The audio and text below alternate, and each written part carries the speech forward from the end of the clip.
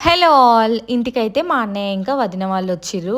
ఈరోజైతే మా సాహిత్య బర్త్‌డే గూడా. అందుకనే ఇంకా వాళ్ళ కోసమయితే చికెన్ పలావ్ అండ్ క్రిస్పీగా చికెన్ పకోడీ అయితే చేస్తున్నా. ఇంకా బర్త్‌డే గదా! పిల్లల కోసమయితే చాక్లెట్స్ అండ్ స్వీట్స్ కొన్ని స్నాక్స్ అయితే తీసుకొచ్చిండు.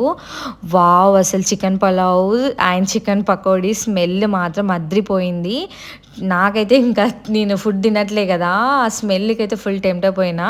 ఇంకా ఫ్రెండ్ వాళ్ళ కోసమయితే ఒక బాక్స్ కూడా రెడీ చేసి అయితే పక్కన పెట్టేసిన. టేస్ట్ మాత్రం చాలా అంటే చాలా యమ్మీ ఉంది. ఇంకా నైట్ అయితే కేక్ కటింగ్ అయిపోయాక పిల్లలందరినీ ఖుషి వామిక పడుకోబెట్టి మేము నలుగురం కలిసి అయితే నైట్ ఎట్లుంది చికెన్ 2:00 పకోడీ వరకు అయితే ఫుల్‌గా ఎంజాయ్ చేసినాం. ఎట్లుంది ఎట్లుంది